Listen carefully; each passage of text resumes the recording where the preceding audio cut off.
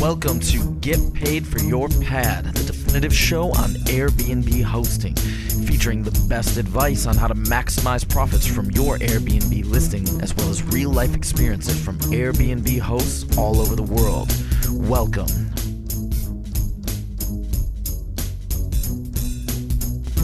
Get paid for your pad.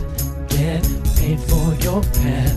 Get paid for your pad. Get paid for your pad. Get paid for your pad. Get paid for your pad. This episode is brought to you by Hostfully, a company that helps you make beautiful guidebooks for your listing. Make your own at hostfully.com/pad. And as a special for Get Paid for Your Pad listeners, you'll get a free guidebook consultation after you make your guidebook. Hey everybody, welcome back to another episode of Get Paid for Your Pad. My name is Jasper, I'm your host, and today I have a very interesting guest. His name is Richard Fertig, and he is the founder of a really cool YouTube channel called Short-Term Rental Secrets. Richard, welcome to the show. Thank you, Jasper. Thanks for having me. Absolutely. And today's topic is Airbnb versus HomeAway and VRBO. And what we're going to discuss is, should you list on all of these platforms or should you just list one of the platforms? And also, what are the differences between the platforms? So I don't have very much experience myself with other platforms than Airbnb. I've only listed on Window, but Richard is actually a very active user on HomeAway as well as VRBO. So I'm going to pick his brain with regards to, what are the different strategies that you want to use on those platforms, and also what are the differences and what's the best strategy. Should you list on one or multiple platforms, etc. So Richard, let's dive into it. Let's start with, what do you think are the main differences between Airbnb and HomeAway and VRBO? So, HomeAway actually is the parent company of VRBO. So they're very similar. And I think the main difference is just how you access it, like what URL you go to. And they have a little bit of different user interface. But let's just combine HomeAway and VRBO into one sort of platform, and then Airbnb as a separate one. And I think that the reason that Airbnb has had the impact that it's had is the user experience. Right? VRBO has been in this space for decades. Short-term rentals and vacation rentals and the like is nothing new. But Airbnb sort of came to the space, and with a designer background, right? The founders are from a designer school. They made the user experience much more like a magazine or a visual catalog, if you will, and then also had a couple of things that I think they continue to do very well, superior to HomeAway, which is sort of like that community build, and the ratings, the reviewing, the mutual review of the host and the guest is something that I think differentiates Airbnb. So you're saying that VRBO and HomeAway is actually one company. So does that mean that if I create a listing on HomeAway, that I don't need to create another listing at VRBO? That's my understanding. Now, they did just change. Expedia just bought HomeAway and therefore owns VRBO as well. And they've changed their pricing methodology recently. And so there are changes going on, and I could be wrong on that. But when I listed my homes on HomeAway, I just did it on that one interface, and then it showed up on all of their other member sites like VRBO and the like. Okay, so it seems like we can pretty much consider VRBO and HomeAway the same site. If you create a listing on one, then you'll automatically also show up on the other one. Yes. Great. And what are some other differences between Airbnb and HomeAway or VRBO? So the most recent pricing that I've seen is a pretty big difference. Airbnb charges you a percentage as the host. And so therefore, if you list something, it's free. And if you get no rentals, it costs you nothing. Conversely, if you rent and you do really well, they charge a percentage, let's call it 3%. And therefore, your total dollars could be significant. HomeAway has moved to a flat rate pricing model, is my understanding, where they charge, say, $399 for the year. And so therefore, if you have 0 bookings, you lose $399. But if you have $1 million of bookings, your percentage is, very, very small, and that's a much better way to go. So the pricing structure is different as well. And I think that there's also some differences in terms of who they attract and sort of the geographies where they're better suited. And so to drill down on that a little bit, and I actually filmed a video recently exploring this because I'm taking a trip to Paris and I wanted to see for myself like what a user might experience on both platforms. And it was a little bit eye-opening to me because my bias before filming that video was that Airbnb was much stronger in sort of metropolitan and popular destinations where there's urban density. And in my opinion, VRBO and HomeAway, which started as a vacation rental, tended to be more where vacation rentals would be, maybe second homes, ski areas, beach areas, things like that, and not necessarily dense cities. And so I was surprised to see when I searched in Paris that there were equal sort of numbers of listings on both Airbnb and VRBO. And I think that's probably because people are listing on both platforms. Right, because I looked up a few numbers before this call, and I noticed that HomeAway is advertising that they have about 1.2 million listings, and I'm assuming that includes all their different brands. Whereas Airbnb, I think the latest number was, what is it, somewhere in the proximity of 3 million listings? Yeah, that's right. So I'm definitely also a little bit surprised that that HomeAway has just as many Airbnb listings as Airbnb in Paris, because Paris is Airbnb's biggest market. Yeah, well, I mean, if you think about it, the pricing methodology sort of makes some sense, right? If you're in a really popular tourist destination, then the flat rate pricing isn't a barrier to entry if you're committed to short-term rentals, right? In fact, it might actually be advantageous. You might be more profitable just listing on HomeAway or VRBO at a flat rate versus paying 3% commission after every rental. The flip side is, in terms of why they have lesser listings overall, is if you're new to the space, if you don't really know if this is going to work for you, you're not sure how often you're going to do it, you don't know if people are going to want to rent in your community, you might just list on Airbnb because it's free and there's no real downside risk, versus paying $399 out of pocket to just see and experiment. Right. So for those people out there who are not sure about whether they want to be a short-term rental host and they're just going to want to get their feet wet, it would be better to start with Airbnb and experiment and maybe get a couple bookings and get some experience. And then later, if you decide to actually build a sustainable long-term short-term rental business, you might think about expanding to those other platforms. That's right. And maybe, and you touched on this in the introduction, maybe even listing on multiple platforms. And I know you had some questions about whether you should or you shouldn't. Is this a good time to move towards that? Yeah, absolutely. This is I think is a really interesting topic. Whether you should list focus on one platform or you want to diversify into multiple platforms. Now, let me just quickly give you my perspective, because it has changed actually a little bit over time. So when I just started with Airbnb, I noticed that it was very important to build a very strong reputation on the platform. And so that means if you get a lot of bookings, you get a lot of reviews, you have a lot of activity, that your listing is getting bumped in the search results, which then causes you to receive even more bookings. So it's kind of like, I saw it as kind of like a small ball effect. So I've always advised people, if you're in a big market where there's enough demand on Airbnb to fill up your calendar to reach like almost, let's say 80-90% occupancy, then I've always advised people to just stick with Airbnb versus spreading yourself too thin over multiple platforms and not having a very strong reputation on either one of those platforms. However, recently, I started to notice that it's becoming harder and harder to sort of beat the competition on Airbnb, and I've seen more and more hosts who are struggling to reach that full occupancy just on Airbnb. So I've started to shift my opinion a little bit in favor of using those other platforms in order to capture enough of the market. So I'm really curious to hear what are your thoughts on this. So as you might expect, I have a variety of thoughts, and I'm going to share with you my real life experiences. And I completely agree with you.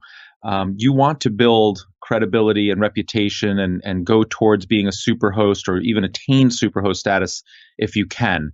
And if that means that you can't or don't list on other platforms while you attain that, then shoot for that goal. But what I have found personally is I have multiple properties listed. I have one property that's legally listed in New York City that I've only done on Airbnb, and I have never put on HomeAway or VRBO because, to your point, I've been very successful, and I don't know exactly what my occupancy rate is, but it's in that 75 to 80% range, which is where I like to be and charge a fair but high nightly rate, right? I could be at 100% if I wanted to by just lowering my price, but I don't want to do that. So I'm comfortable with that. But just yesterday, I was filming a new YouTube video. I'm listing a home up in Windham, New York, which is a ski area, and it's great hiking during the summer and so on. And on the drive back, I was saying, you know what?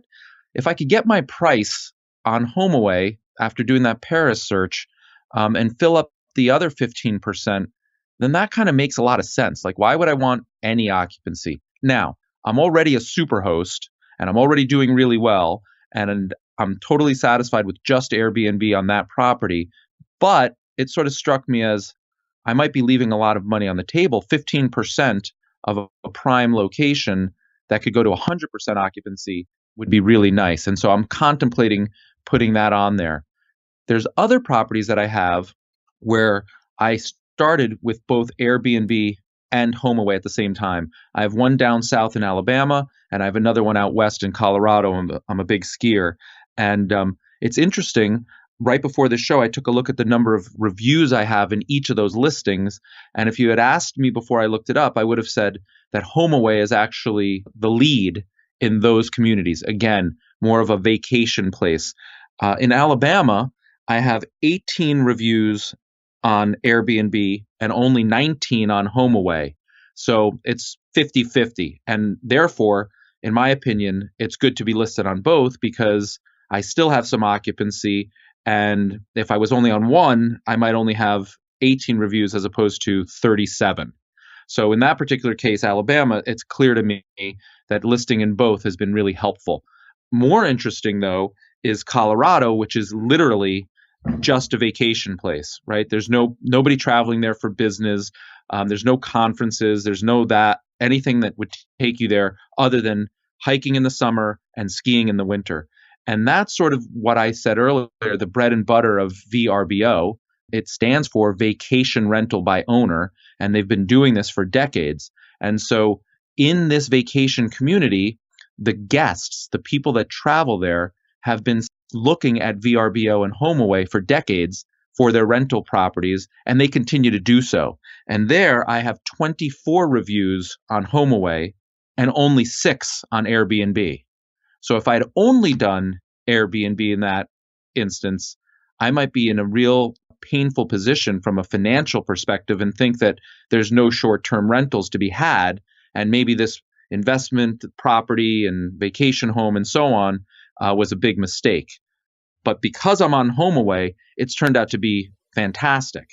Interesting. So basically, I think we can conclude that it depends on the location. If you're in a typical vacation area, a ski resort, or somewhere on the beach, you might actually get more bookings through VRBO and HomeAway than Airbnb. Versus if you're in a big city, you might be just fine with just the listing on Airbnb.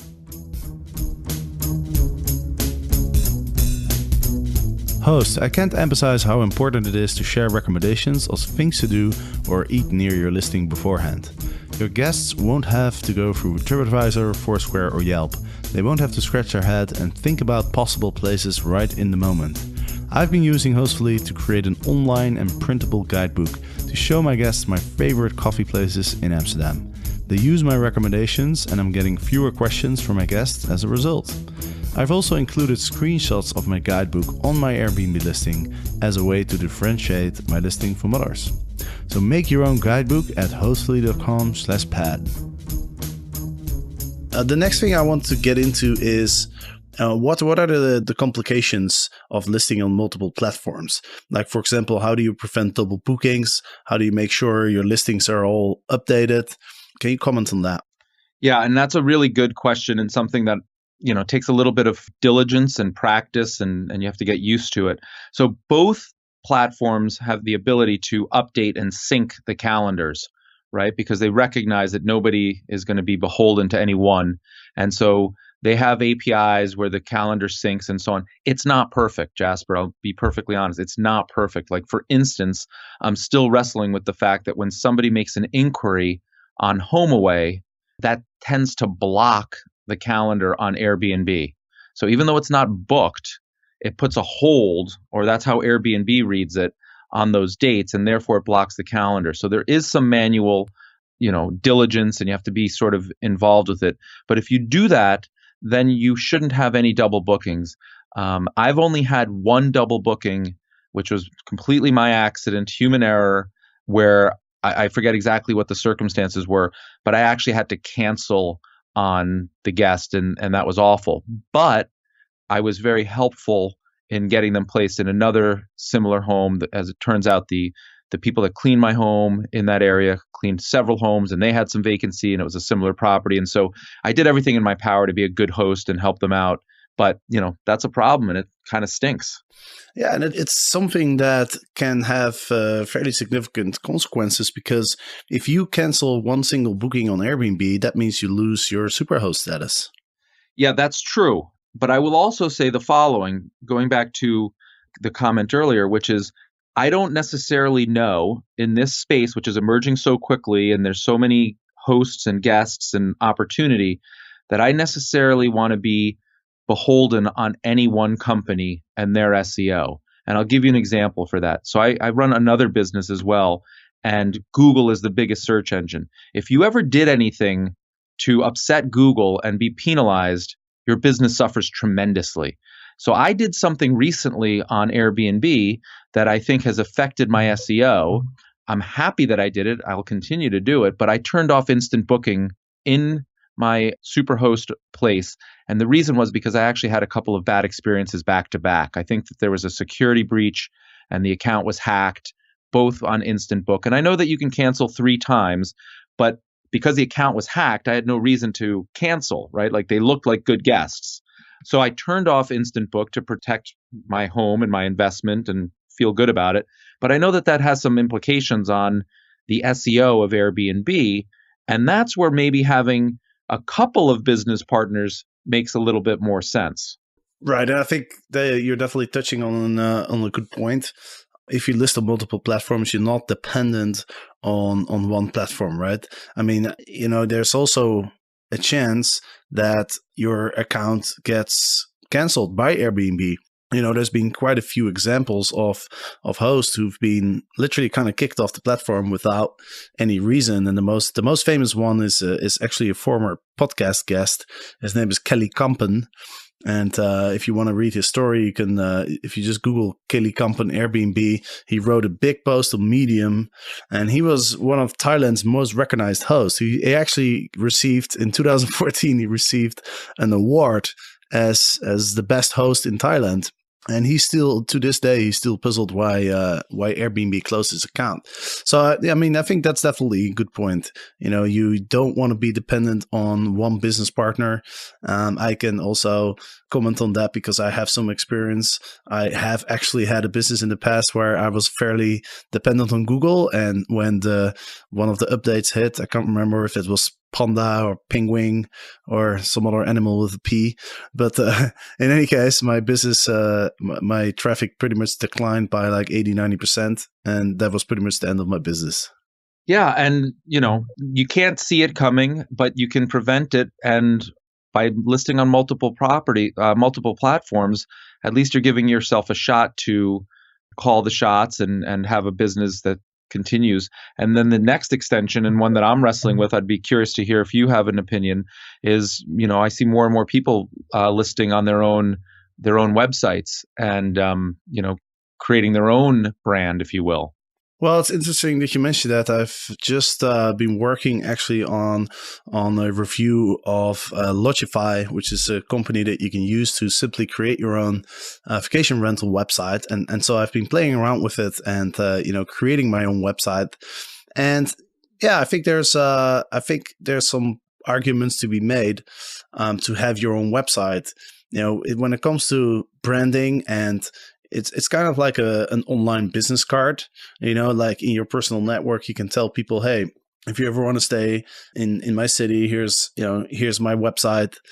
Take a look. Those people can share that website, and it's a bit easier to share. For example, let's say like richardsgetaway.com than to share airbnb.com/rooms/6370336 or something. So Yeah. and it might also help a little bit in terms of returning customers. If the guest knows and they have a business card or they have a link and they know where they can find your own website, that might also increase the chance a little bit that they'll come back. So, and then there's also the argument that you can create extra content, right? For example, I saw one of your videos. You were a little bit upset that you couldn't post a video on your profile, which is also a really interesting point that we could talk about another time. But, Airbnb gave us the functionality of recording a video, and then you can't post it, which doesn't really seem to make sense. But if you have your own website, you can get pretty creative. You can post all sorts of videos, and so it also can help to build some reputation.